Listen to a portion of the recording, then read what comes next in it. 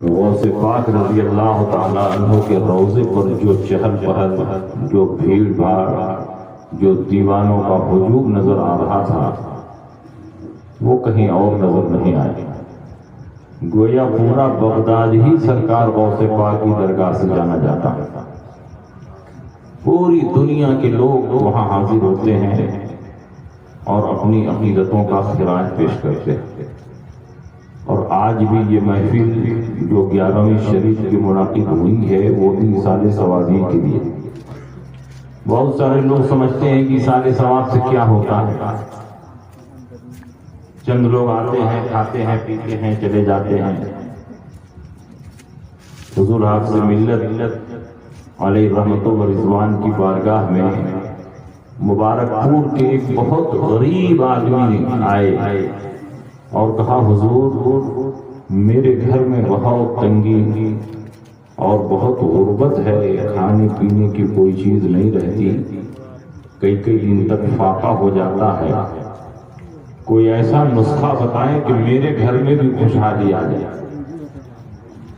حضور حافظ ملت علیہ رحمت و رضوان جو بلا شبہ ولی کامل، مرشد برحق، استاذ العلماء، جلالت العلم تھے، انہوں نے فرمایا کہ تم سرکار غوث پاک کی نیاز کیا کرو۔ تمہارے گھر میں روٹی بنتی ہوگی تو آٹے میں سے تھوڑا سا آٹا نکال کر کے ایک برتن میں رکھ دو اور روزانہ تھوڑا آٹا نکال کر کے رکھتے رہو، اور جب آٹا کچھ مقدار میں ہو جائے تو اسی آٹے کی کوئی میٹھی چیز بنا لو اور اسی پر سرکار غوث پاک کے نام سے فاتحہ پڑھو، انشاءاللہ بہت جلد تمہارے گھر میں خوشحالی ہوگی۔ سبحان اللہ۔ انہوں نے اسی نسخے پہ عمل کیا۔ گھر میں جب روٹی بنتی تو تھوڑا سا آٹا نکال کر کے کسی برتن میں رکھ دیتے۔ 20 دن، 25 دن، 1 مہینے کے بعد جب اس کی معتدل مقدار ہو جاتی تو اس میں چینی وغیرہ ملا کر کے میٹھی روٹی بنا لیتے، گلگلا بنا لیتے اور اسی پر غوث پاک کے نام کی فاتحہ دلاتے۔ دیکھنے والوں کا بیان ہے کہ چند سالوں میں ان کے گھر میں اتنی خوشحالی آ گئی کہ وہ مبارک پور کے رئیس لوگوں میں شمار ہونے لگے۔ سبحان اللہ۔ آپ ذرا اندازہ لگائیں سرکار غوث پاک رضی اللہ تعالیٰ عنہ کی کتنی برکتیں ہیں اور سرکار غوث پاک رضی اللہ تعالیٰ عنہ کے نیاز کی کتنی برکت ہے۔ اسی لیے پوری دنیا میں جہاں کہیں خوش عقیدہ سنی مسلمان موجود ہیں وہ 11ویں شریف میں سرکار غوث پاک رضی اللہ تعالیٰ عنہ کے نام پر فاتحہ دلاتے ہیں اور ان کے روح کو ایصال ثواب کرتے ہیں۔ سرکار غوث پاک رضی اللہ تعالیٰ عنہ کی زندگی کئی حیثیتوں سے ہم سب کے لیے مشعل رائے ہے۔ آپ نے 18 سال تک مسلسل علم ظاہر کی تحصیل فرمائی۔ بڑے بڑے اساتذہ، بڑے بڑے محدثین، بڑے بڑے فقہا کی بارگاہ میں پہنچ کر آپ نے زانوئے تلمس کو طے کیا اور علم فقہ، علم حدیث، تفسیر، معنی، بلاغت اور اس دور کے جتنے علوم و فنون رائج تھے ان تمام مروجہ علوم و فنون میں سرکار غوث پاک نے کمال حاصل کیا۔ ایسا نہیں کہ سرکار غوث پاک رضی اللہ تعالیٰ عنہ مدرسے میں نہیں گئے، درسگاہ میں نہیں بیٹھے، علماء کے پاس کتابیں نہیں پڑھی، 18 سال تک مسلسل علم ظاہر کی تحصیل فرماتے رہے۔ خود فرماتے ہیں درست العلم حتی صرت خطبہ ونلت السعد من مولا الموالی، میں نے علم کو اتنا پڑھا کہ یہاں تک کہ میں کتب بن گیا اور تمام آقاؤں کے آقا، تمام مولاؤں کے مولا کی طرف سے میں نے سعادت حاصل کر لی۔ تو بغیر علم کے کوئی ولی نہیں بن سکتا، اور جو ولی ہوگا وہ عالم ضرور ہوگا، چاہے وہ مدرسے میں پڑھا ہو یا اللہ نے ڈائریکٹ اس کے سینے میں علم اتار دیا ہو۔ کوئی ولی مدرسے کا اور کتابوں کا محتاج نہیں ہے۔ اللہ جسے ولایت کے لیے منتخب فرماتا ہے پہلے اسے علم علم شریعت دیتا ہے اور اس کے بعد ولایت. سبحان اللہ. سبحان سے ولیوں کے بارے میں آپ نے سنا ہوگا کہ وہ کبھی مدرسے ہی میں نہیں گئے، لیکن یہ مطلب نہیں ہے کہ وہ جاہل. معاذ اللہ، کوئی ولی جاہل نہیں ہوتا. ہر ولی کو اللہ تعالیٰ پہلے علم شریعت عطا فرماتا ہے، حلال و حرام کا علم عطا فرماتا ہے، اس کے بعد اسے ولایت دیتا ہے. ولی درسگاہ کا محتاج نہیں ہے، لیکن اللہ رب العزت جس پر فضل خاص فرماتا ہے خود ہی علم عطا فرماتا ہے. سبحان اللہ. سرکار غوث پاک رضی اللہ تعالیٰ عنہ نے بہت سارے اساتذہ کی بارگاہ میں پہنچ کر علوم ظاہری کی تحصیل فرمائی اور علم حاصل کرنے کے زمانے میں اتنی تکلیفیں اٹھائیں، اتنی پریشانیاں اٹھائیں کہ آپ کے والد کا سایہ تو بچپن ہی میں اٹھ چکا تھا آپ کے سر سے. آپ کی والدہ محترمہ نے آپ کی کفالت کی. گیلان سے کچھ درہم و دینار کئی مہینوں کے بعد بھیجتی تھی اور سرکار غوث پاک رضی اللہ تعالیٰ عنہ اسی سے کھانے پینے کا انتظام کرتے. اس زمانے میں مدرسوں میں ہاسٹل نہیں، ہاسٹل میں کھانے پینے کا انتظام نہیں تھا. اس دور میں لوگ خود اپنے کھانے پینے کا انتظام کرتے، اپنے رہنے کا انتظام کرتے. اساتذہ کسی پیڑ کے نیچے، کسی جھوپڑی میں، کسی مکان میں بیٹھ کر طلباء کو درس دیتے. کوئی مسجد میں بیٹھ کر درس دیتا، کوئی خانقاہ میں بیٹھ کر درس دیتا. تو ایک ایک فن کے سبق کو پڑھنے کے لیے منطق پڑھنا ہو تو ان کے یہاں جانا ہے، فلسفہ پڑھنا ہو تو وہاں جانا ہے، حدیث پڑھنی ہے تو وہاں جانا ہے. اس طرح سے طلباء الگ الگ اساتذہ کے پاس پہنچ کر علوم دینیہ کی تحصیل کرتے تھے. آج کی طرح انتظام نہیں تھا کہ ہر فن کے اساتذہ ایک ہی جگہ بیٹھے ہیں. منطق پڑھنی ہو تو ان کے یہاں، فلسفہ پڑھنا ہو تو یہاں کتابیں تقسیم ہو جاتی ہیں. اس دور میں تعلیم کا ایسا انتظام نہیں تھا، مگر اس کے باوجود بھی ہزار مشقت اور پریشانی اٹھا کر سرکار غوث پاک رضی اللہ تعالیٰ عنہ نے اتنا علم حاصل کیا، اتنا حاصل کیا.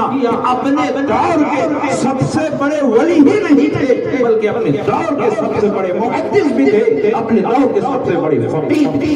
سبحان اللہ. سرکار غوث پاک رضی اللہ تعالیٰ عنہ نے زمانے طالب علم میں جتنی پریشانیاں اٹھائیں، لیکن کبھی جھوٹ نہیں بولا، کبھی چوری نہیں کی، کبھی بغیر پوچھے کسی کا کوئی سامان نہیں اٹھا کر کھا لیا. جب بھوک سے تڑپتے تھے اور کھانے پینے کی کوئی چیز نہیں ملتی تھی تو درختوں کے کنارے جاتے تھے، بہتے ہوئے سیب اور دوسرے پھل جو مل جاتے تھے، جنگلی پھل، اسی کو کھا کر کے زندگی بسر کر لیتے تھے. لیکن آپ تاریخ اٹھا کر دیکھیے عبادت و ریاضت کا یہ عالم کہ کبھی سرکار غوث پاک رضی اللہ تعالیٰ عنہ کی تکبیر اولا نہیں فوت ہوتی تھی. پانچوں وقت کی نماز جماعت کے ساتھ پڑھتے تھے، یہاں تک کہ 40 سال تک عشاء کے وضو سے انہوں نے فجر کی نماز ادا فرمائی. سبحان اللہ. اور جتنے محدثین ہیں آپ ان کی تاریخ اٹھا کر دیکھیں تو اکثر و بیشتر کے حالات میں آپ پڑھیں گے کہ ان کے باپ کا انتقال ہو گیا تھا، اماں نے ان کی کفالت. حضرت غوث اعظم رضی اللہ تعالیٰ عنہ کی کفالت ان کی ماں نے کی. امام اعظم ابو حنیفہ کی کفالت ان کی ماں نے کی.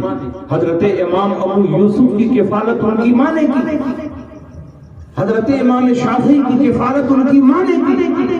اور حضرت امام شافعی کے حالات میں ہم نے پڑھا ایسی غربت کہ اور طلبہ تو کاپی پر نوٹ لکھتے تھے، استاذ کی خاص باتیں کاپی پر قلم کے ذریعے نوٹ کرتے تھے. حضرت امام شافعی کے پاس کاغذ ہی نہیں تھا کہ وہ کاغذ پر لکھیں، تو وہ اونٹوں کی ہڈیاں تلاش کر لاتے، ران کی ہڈی، سینے کی ہڈی، چوڑی ہڈیوں کو تلاش کر لاتے، خوب گھر میں صاف کرتے، اس کو سکھاتے اور انہی ہڈیوں پر استاذ جو درسگاہ میں خاص باتیں بتاتے نوٹ کے طور پر انہی ہڈیوں پر لکھتے. امام شافعی کا پورا گھر ہڈیوں سے بھرا ہوا. آپ اندازہ لگائیں کون جانتا تھا کہ ہڈیوں پر لکھنے والا اپنے وقت کا امام بن جائے. اور چاروں اماموں میں سے ایک ہوگا جس کے مقلدین پوری دنیا میں پھیلے ہوئے ہوں گے۔ یہ کون جانتا تھا؟ حضرت امام شافعی کو علم حاصل کرنے کا اتنا شوق تھا، پوری رات امام شافعی پڑھتے رہتے، اور اللہ نے ذہانت ایسی عطا فرمائی کہ جس چیز کو ایک بار سن لیتے تھے وہ چیز یاد ہو جاتی۔ حضرت امام شافعی غزہ میں پیدا ہوئے۔ غزہ فلسطین کا ایک شہر ہے، غزہ کی پٹی، وہاں پیدا ہوئے، اور امام شافعی کا تعلق خاندان قریش سے تھا جو مکہ میں آباد تھا، لیکن امام شافعی کے آباء و اجداد غزہ کی پٹی میں آباد ہو گئے تھے، اور جب والد محترم کا انتقال ہوا تو والدہ محترمہ نے سوچا کہیں بچے کو کوئی تکلیف نہ پہنچا دے۔ امام شافعی اسے 2 سال کے تھے، آپ کی والدہ محترمہ ان کو لے کر مکہ مکرمہ اپنے خاندان میں آ گئی، کیونکہ ان کا تعلق خاندان قریش سے تھا۔ اب امام شافعی کی کفالت اور ان کی تعلیم و تربیت اور ان کی نشو و نما قریش کے ماحول میں ہو رہی ہے۔ اس وقت مکہ میں بڑے بڑے محدثین، بڑے بڑے فقہاء موجود تھے۔ جیسے ہی امام شافعی سن شعور کو پہنچے، ان کی والدہ محترمہ نے ان کو ان فقہاء اور محدثین کی بارگاہ میں بھیجنا شروع کیا، لیکن غربت کا یہ عالم کہ قلم بھی نہیں، غربت کا یہ عالم کہ کاغذ بھی نہیں۔ حضرت امام شافعی لکڑی کا کلم بنا کر ہڈیوں پر لکھتے تھے، اور روشنائی کے لیے بھی ان کے پاس پیسہ نہیں ہوتا تھا، بڑی مشکلوں سے وہ روشنائی کا انتظام تھا۔ دوسرے طلبہ کے پاس بڑے اچھے قلم ہوتے تھے۔ اس زمانے میں کاغذ کا جو بھی معیار رہا ہو، طلبہ کے پاس کاغذ بھی تھا، لیکن امام شافعی کے پاس نہ بہترین قلم تھا، نہ آپ کے پاس کاغذ تھا، آپ ہڈیوں پر لکھتے تھے۔ ایک سال امام شافعی حج کے لیے گئے، مکہ مکرمہ میں ایک بوڑھے آدمی سے ملاقات ہوئی، مینا میں، وہ مدینہ منورہ سے تشریف لائے تھے۔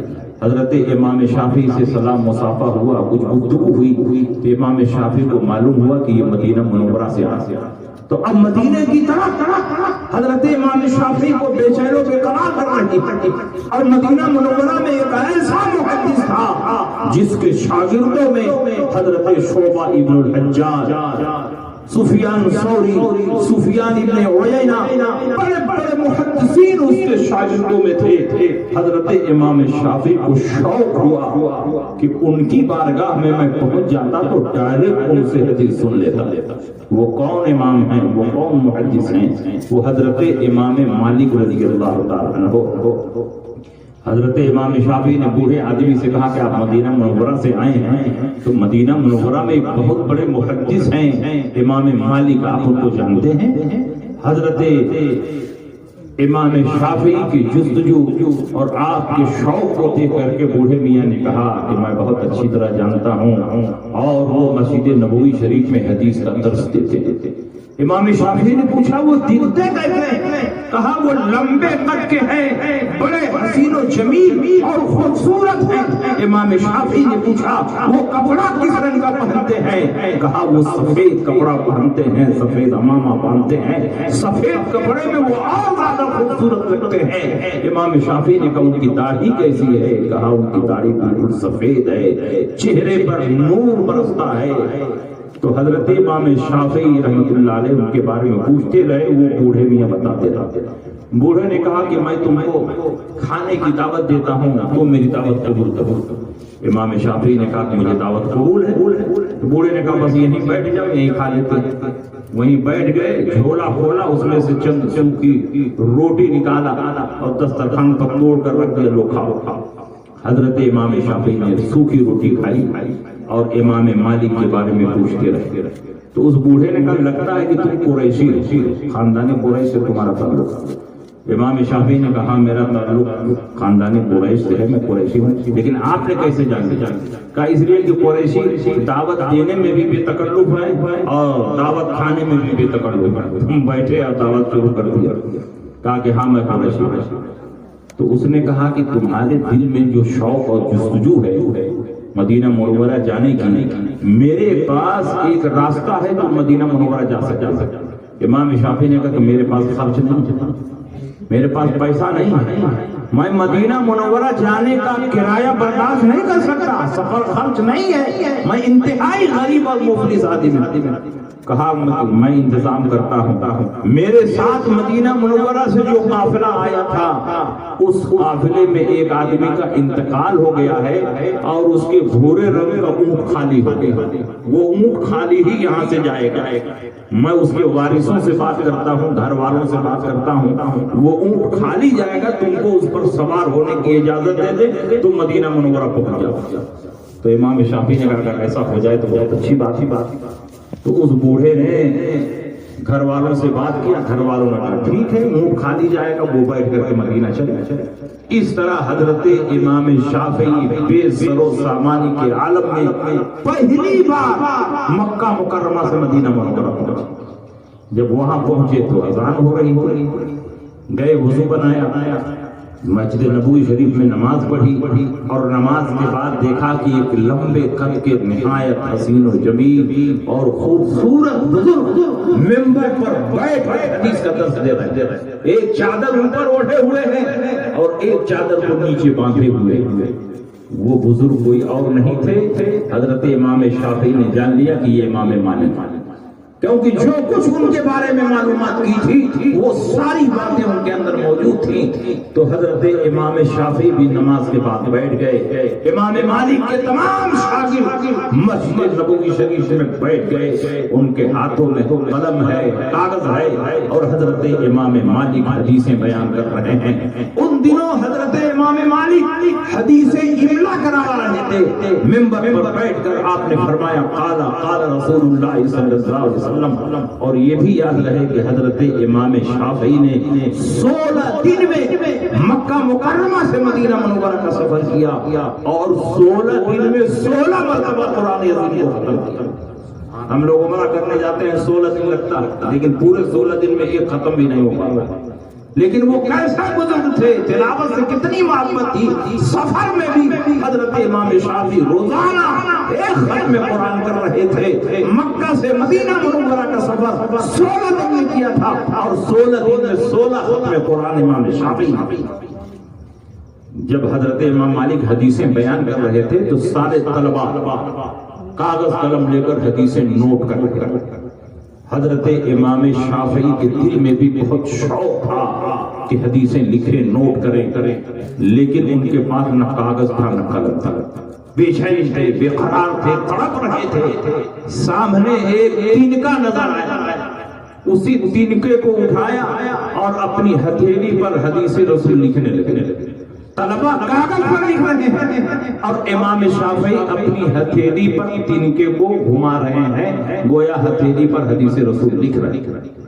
پھر جب اگلی اذان کا اور نماز کا وقت آیا، اذان ہوئی تو درسگاہ ختم ہو گئی، سارے طلبہ وضو کرنے چلے گئے، نماز کی تیاری میں مصروف ہو گئے۔ امام شافعی فرماتے کہ میرا وضو تھا اس لیے میں بیٹھا۔ حضرت امام مالک نے فرمایا اے نوجوان یہاں۔ امام شافعی ان کے پاس پہنچے، کہا کہ ہتھیلی پر کیا لکھ رہے تھے؟ تو امام شافعی نے فرمایا میں حدیث رسول لکھ رہا تھا۔ کہا دیکھیں تمہاری ہتھیلی دیکھا تو ہتھیلی پر کچھ ہے ہی نہیں۔ کہا کہاں تمہاری ہتھیلی پر حدیث رسول ہے؟ تو کہا کہ سارے طلبہ کاغذ پر لکھ رہے تھے اور میں تنکا اٹھا کر اپنی ہتھیلی پر لکھ رہا تھا۔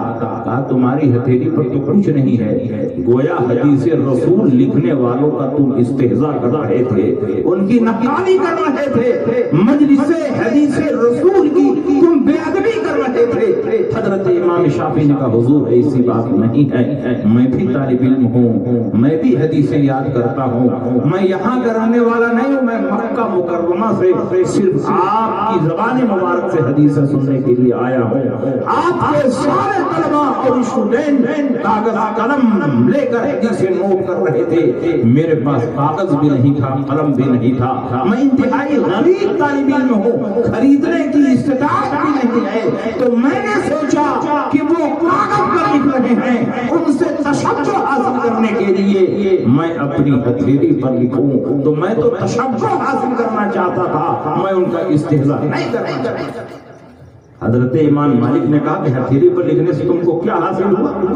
امام شافعی نے کہا حضور ہتھیلی تو صرف بہانہ ہے، اصل میں آپ کی حدیث میں دل کی تختی پر لکھ رہا۔ کہا دل کی تختی پر لکھ رہے تھے؟ کہا بے شک میں نے دل کی تختی پر آپ کی ساری حدیثیں لکھی ہیں۔ امام مالک نے فرمایا کہ اس مجلس میں 1000 حدیثیں میں نے بیان کی ہیں، تم صرف 500 حدیث بیان کر دو۔ امام شافعی نے فرمایا 500 نہیں، میں پوری 1000 حدیثیں بیان کروں گا، اسی سند کے ساتھ، اسی متن کے ساتھ، اسی ترتیب کے ساتھ جس ترتیب سے امام مالک نے 1000 حدیثیں بیان کی تھی، سند اور متن کے ساتھ حضرت امام شافعی نے اسی مجلس میں 1000 حدیثوں کو بیان کر دیا، اور کسی بھی حدیث کو بیان کرنے میں ذرہ برابر کوئی لغزش نہیں ہوئی، کوئی لفظ نہیں بنا۔ سبحان اللہ! آپ ذرا اندازہ لگائیں، دماغ تھا کہ کمپیوٹر 1000 حدیثیں سن کر فوراً ذہن میں انہوں نے کیچ کر لیا اور دل کی تختی پر لکھ لیا۔ وہ حضرت امام شافعی ہیں۔ جب امام مالک نے دیکھا کہ یہ بچہ اتنا ذہین، حدیث کا اتنا شوقین، تو انہوں نے کہا کہ ایک وقت آئے گا کہ تم اس میدان کے بہت بڑے امام بنو گے۔ حضرت امام شافعی رحمت اللہ تعالی علیہ اس میدان کے اتنے بڑے امام بنے، اتنے بڑے امام بنے کہ حضرت امام شافعی کے مقلدین امام مالک سے کہیں زیادہ ہیں اور پوری دنیا میں پھیلے ہوئے۔ آپ ذرا بتائیں کس طرح سے وہ علم دین سیکھ رہے تھے، کس طرح سے وہ علم دین حاصل کر رہے تھے۔ اس قسم کرسی کے عالم میں، بے کے عالم میں انہوں نے جس طرح علم دین کو سیکھا ہے، آج کے دور کے لیے یہ مشعل راہ ہدایت ہے۔ اس طرح سے آپ سب کو دیکھیں گے تو بہت حیرت ہوگی۔ حضرت امام ابو یوسف، ان کے والد کا انتقال بچپن میں ہو گیا۔ والدہ محترمہ اکیلی تھی، گھر میں کمانے کا کوئی انتظام نہیں تھا، گھر میں چولھ کیسے جلے، کھانا کیسے بنے، کھانے پینے کا سامان کیسے آئے، بڑی فکر تھی۔ حضرت امام ابو یوسف کی والدہ نے ایک دھوبی کے ہاں کام کرنے کے لیے امام ابو یوسف کو لگا کہ تم جاؤ اس دھوبی کے ہاں کام کرو، اور کام کرنے کے بعد ہر ہفتے میں جو مزدوری ہوتی ہے وہ لے کر کے آؤ تو گھر میں چولہا جلے۔ حضرت امام ابو یوسف جا کر دھوبی کے یہاں کام کرنے لگے۔ ایک دن راستے میں امام اعظم کی درسگاہ پڑی۔ امام اعظم ابو حنیفہ کوفے کی جامع مسجد میں بیٹھ کر علم حدیث اور علم فقہ کی تعلیم دیتے تھے، اور ہزاروں طلبہ آپ کی درسگاہ میں بیٹھ کر علم سیکھتے تھے۔ امام ابو یوسف دھوبی کے یہاں جا رہے تھے، دیکھا طلبہ مسجد کی طرف جا رہے ہیں، مسجد میں چلے گئے، دیکھا کہ یہاں قال رسول اللہ، قال رسول اللہ، قال رسول اللہ، وہیں بیٹھ گئے، حدیث رسول سننے لگے۔ اور امام اعظم کی درسگاہ صرف حدیث بیان کرنے کے لیے نہیں تھی، آپ کی درسگاہ میں ایک ایک حدیث پر زبردست بحث ہوتی تھی۔ بڑے بڑے محققین آپ کے شاگردوں میں تھے، اور پوری بحث اور تحقیق کے بعد اس حدیث سے جن مسائل کا استنباط اور استخراج ہوتا تھا وہ سارے مسائل رجسٹر پر نوٹ کر لیے گئے۔ تو امام اعظم ابو حنیفہ کے درسگاہ کی خصوصیت تھی کہ اور لوگ حدیثیں بیان کرتے تھے، اور امام اعظم ابو حنیفہ رحمۃ اللہ علیہ حدیثوں میں چھپی ہوئی علمی اور فقہی نکات اور باریکیوں کو تلاش کر کے رجسٹر پر سوال اور جواب کی صورت میں نوٹ کر لیتے تھے۔ 86,000 مسائل کا امام اعظم ابو حنیفہ نے استنباط اور استخراج فرمایا۔ 38,000 مسائل عبادات سے متعلق نکالے ہیں، باقی مسائل معاملات سے متعلق نکالے ہیں۔ آپ اندازہ لگائیے ایک مفتی اگر پوری زندگی فتویٰ لکھے، حالانکہ اس کو دیکھ کر صرف جزیہ نقل کرنا ہے، تو بھی اپنی زندگی میں 86,000 فتوے نہیں لکھ سکتا۔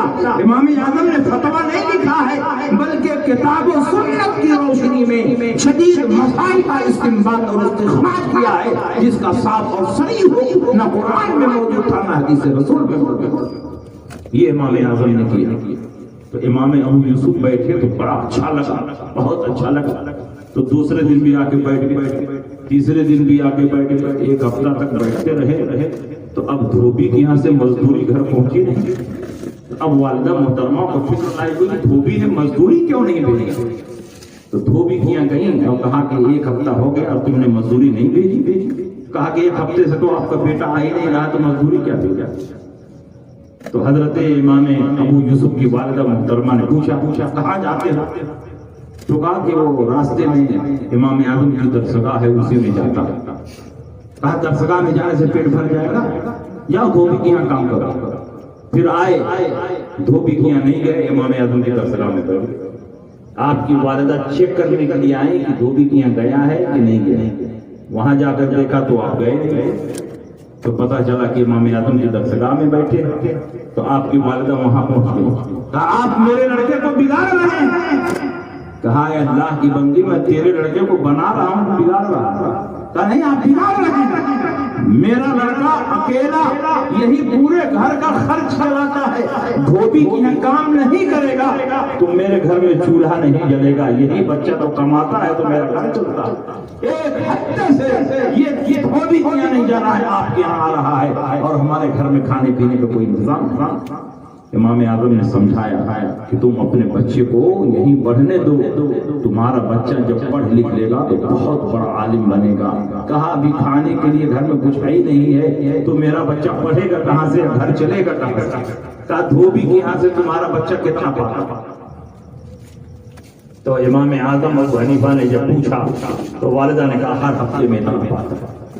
تو کہا تمہارا بچہ جب عالم بن جائے گا تو بغداد کے خلیفہ کے ساتھ دسترخوان پر بیٹھ کر بادام، چلغوزہ اور اخروٹ کا دیسی گھی میں بنا ہوا حلوہ۔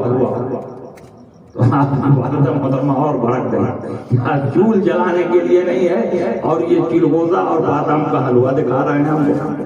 اگر نہیں آپ ہمارے بچے کو چھوڑ دیجیے، یہ دھوبی کے یہاں کام کرے گا اور ہمارا گھر چلے گا۔ انہوں نے فرمایا کہ جتنا دھوبی کے ہیں یہ پورے مہینے میں کماتا ہے اتنا میں تمہارے گھر بھجوا دوں گا، لیکن اس بچے کی پیشانی پر میں دیکھ رہا ہوں کہ یہ بچہ اگر میری درسگاہ میں پڑھے تو اپنے وقت کا بہت بڑا امام بنے گا، بہت بڑا قاضی بنے گا، بہت بڑا مجتہد بنے گا۔ تو آپ کی والدہ کا سارا ٹینشن ختم ہو گیا، تو پورے مہینے میں دھوبی کے یہاں سے جتنا پائے گا یہی دینے کے لیے تیار ہے اور بچہ پڑھ بھی لے گا۔ تو کہا ٹھیک ہے، آپ ہر مہینے میں ہم کو خرچہ دے دیجیے اور بچہ آپ کے یہاں رہے گا۔ اس طرح سے حضرت امام ابو یوسف کی تعلیم کا انتظام۔ امام اعظم ابو حنیفہ نے ان کے گھر اخراجات بھجوا دیے اور بھجواتے رہے سال تک۔ امام ابو یوسف امام اعظم کی درسگاہ میں پڑھتے رہے اور چند سالوں کے بعد اتنے بڑے امام بنے کہ امام اعظم ابو حنیفہ کے شاگردوں میں امام ابو یوسف کے ٹکر کا کوئی شاگرد نہیں تھا۔ وہ فقہ کے بھی امام بنے، حدیث کے بھی امام بنے، لغت کے بھی امام بنے، تفسیر کے بھی امام بنے۔ سبحان اللہ۔ اس کے بعد امام اعظم ابو حنیفہ کو پیشکش ہوئی کہ آپ قاضی بن جائیے۔ امام اعظم نے فرمایا نہیں، میں قاضی نہیں بنوں، جو قاضی بنتا ہے الٹا سیدھا کام اس سے کرایا جاتا ہے اور میں یہ نہیں کر سکتا، میں قاضی نہیں بنوں گا، میں قاضی بننے کے لائق نہیں ہوں۔ تو بادشاہ وقت نے کہا، خلیفہ نے کہا کہ تم جھوٹ بول۔ امام اعظم نے کہا جب میں جھوٹ بول رہا ہوں تو ثابت ہو گیا کہ میں قاضی بننے کے لائق نہیں ہوں، اور اگر میں سچ بول رہا ہوں تو میں قاضی بننے کے لائق نہیں ہوں، یہ تو میں کہہ رہا ہوں۔ تو اگر میں سچ کہہ رہا ہوں کہ قاضی بننے کے لائق نہیں ہوں تو یہی سچ ہے، اور اگر میں جھوٹ بول رہا ہوں تو یہ ثابت ہو گیا کہ میں قاضی بننے کے لائق نہیں ہوں۔ دونوں صورتوں میں قاضی بننے کے لائق نہیں ہوں۔ تو کہا کہ قسم خدا کی میں تم کو قاضی بنا کے رہا۔ امام اعظم نے کہا قسم خدا کی میں قاضی نہیں بنوں۔ میرے مقابلے میں قسم کھاتے ہو، قسم توڑ دو، قسم کا کفارہ ادا کر دو۔ امام اعظم نے فرمایا کہ بادشاہ کے لیے قسم توڑنا اور قسم کا کفارہ ادا کرنا آسان ہے، لیکن میرے لیے قسم توڑنا یہ بہت مشکل ہے، میں قسم نہیں توڑتا۔ یہاں تک کہ امام اعظم ابو حنیفہ قاضی نہیں بنے، اسی ضد میں آپ کو جیل خانے میں ڈال دیا، سلاخوں کو پیچھے ڈال دیا، بڑی بڑی پریشانیاں اور مصیبتیں اٹھائیں، لیکن آپ قاضی نہیں بنے۔ حضرت امام ابو یوسف رحمۃ اللہ علیہ پر دباؤ بنایا گیا، آپ قاضی بنے۔ تو امام ابو یوسف نے سوچا کہ میرے استاد نے جب اس منصب کو ٹھکرا دیا تو میں کیسے کو بولوں؟ تو انہوں نے کہا میں نہیں بنوں گا، نہیں تم کو بننا۔ تو امام ابو یوسف امام اعظم کے پاس گئے اور کہا خلیفہ بغداد بہت دباؤ بنا رہا ہے تو حضور کیا مجھ کو اجازت دیتے ہیں میرے حق میں کیا مشورہ کر رہا ہے؟ تو امام اعظم نے کہا اگر تم بننا چاہو تو بن جاؤ، لیکن میں نہیں۔ تو امام ابو یوسف قاضی بنے اور ایسے قاضی بنے ان کا لقب ہی ہو گیا قاضی الشرق والغرب۔ حضرت امام ابو یوسف شرق اور غرب کے قاضی بنے، اور بادشاہ کے بعد سب سے بڑا منصب قاضی القضات کا تھا، اور وہ منصب حضرت امام ابو یوسف کو حاصل۔ ایک دن خلیفہ بغداد نے آپ کی دعوت تو دسترخوان پر بیٹھے، اس کے بعد خلیفہ نے حلوہ منگایا، چلغوزہ، بادام، پستہ، دیسی گھی میں بنا ہوا شاندار حلوہ جب دسترخوان پر رکھا گیا تو امام ابو یوسف ہنسے ہنس رہے ہیں۔ کہا کہ آپ ہنس کیوں رہے ہیں؟ یہ حلوہ ہم کو بھی روز روز نہیں ملتا ہے، کہیں مہینے 2 مہینے میں ہمارے محل میں بنتا ہے، اور دسترخوان پر حلوہ دیکھ کر کے آپ ہنسے جا رہے ہیں۔ تو کہا کہ میری والدہ محترمہ جب میں دھوبی کے یہاں کام کرنے نہیں گیا تو کھوجتے ہوئے امام اعظم کے پاس آئی تھی، اور امام اعظم نے کہا میرے بیٹے کو میرے پاس رہنے دو، جب تیرا بیٹا پڑھ لے گا تو اتنا بڑا عالم بن جائے گا، اتنا بڑا قاضی بنے گا کہ شاہی دسترخوان پر بیٹھ کر دیسی گھی میں بنا ہوا بادام چلغوزے کا حلوہ کھائے گا۔ وہی دن مجھ کو یاد آ رہا کہ میری والدہ نے کہا کیا مذاق کر رہے ہیں، آج وہی دن آ گیا ہے کہ میں بادشاہ بغداد کے ساتھ دسترخوان پر بیٹھ کر شاہی حلوہ کھاؤں۔ وہ امام ابو یوسف۔ لیکن آپ یاد رکھیے امام اعظم ابو حنیفہ کی شان کچھ اور ہی تھی۔ استاذ ہی ہوتا، جب امام ابو یوسف قاضی ہو گئے تو ان کی بارگاہ میں ایک سوال آیا۔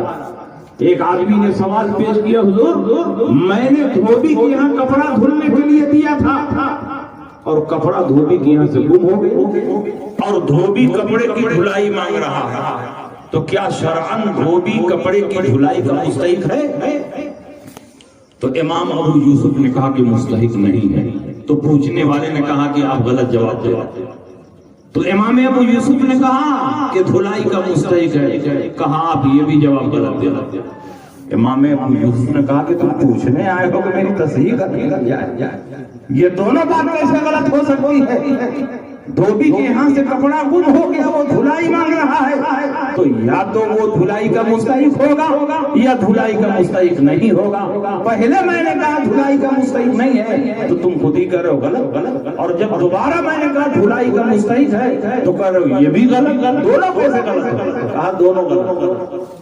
تو کہا تو بتاؤ صحیح کیا؟ کہا میں نہیں بتاؤں۔ تو کہا کہ مت بتاؤ، ہمارے استاذ ابھی زندہ ہیں، جس سوال کو کوئی نہیں حل کر پاتا امام اعظم ابو حنیفہ بھاگتے ہوئے جیل میں گئے۔ حضرت امام اعظم نے کہا کیا بات ہے؟ لگتا ہے کہیں گاڑی پھنسی ہے۔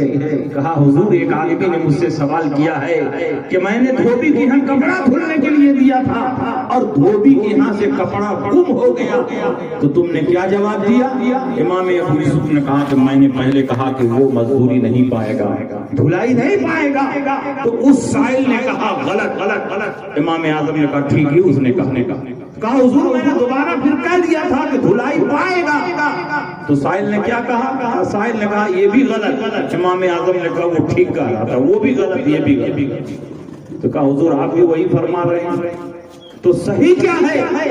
تو حضرت امام اعظم نے فرمایا کہ دماغ پر زور دو گے تو جواب تمہارے دماغ کے آس پاس ہی ہے۔ کپڑا دھلنے کے بعد گم ہوا کہ دھلنے سے پہلے گم ہوا؟ اگر کپڑا دھلنے سے پہلے گم ہوا تو دھوبی دھلائی نہیں پائے گا، اور اگر دھلنے کے بعد گم ہوا تو دھلائی پائے گا، اس لیے کہ جب کام کرے گا تو دام پائے گا، اور جب کام نہیں تو دام نہیں۔ اس لیے یہ تفصیل پوچھو کہ کپڑا دھلائی سے پہلے گم ہوا ہے کہ بعد میں گم ہوا ہے۔ اگر دھلائی کے بعد گم ہوا ہے تو مزدوری پائے گا، دھلائی سے پہلے گم ہوا ہے تو مزدوری نہیں پائے گا، جب کام نہیں تو دام نہیں۔ تو یہ امام اعظم ابو حنیفہ، بڑے بڑے لوگ جہاں حیران ہو جاتے وہاں حضرت امام اعظم ابو حنیفہ کا دماغ کام کرتا تھا۔ اسی لیے حضرت سفیان ثوری فرماتے ہیں کہ جہاں ہم لوگوں کا دماغ 2 سال میں بھی نہیں پہنچتا، وہاں امام اعظم ابو حنیفہ کا دماغ فوراً پہنچ جاتا ہے۔ امام ابو سعید مروزی فرماتے ہیں لو وزن عقل نصف اہل الارض بعقل ابی حنیفہ لرجح عقل ابی حنیفہ، اگر آدھی دنیا کے انسانوں کی عقل کو ایک ترازو پر رکھ دیا جائے، ترازو کے ایک پلے پر رکھ دیا جائے، اور امام اعظم ابو حنیفہ کی عقل کو ترازو کے دوسرے پلے پر رکھ دیا جائے تو امام اعظم کا پلہ بھاری۔ ایسی ذہانت و فطانت اللہ رب العزت ہم سب کو امام اعظم ابو حنیفہ کے علم سے اور امام اعظم ابو حنیفہ کے تقوی سے اور امام اعظم ابو حنیفہ کے فیض و برکات سے مالا مال فرمائے۔ باتیں بہت ہیں کہنے کے لیے، وقت زیادہ ہو رہا ہے، انہی باتوں کے ساتھ میں رخصت ہو رہا ہوں۔ وآخر دعوانا الحمدللہ رب العالمین۔ السلام علیکم۔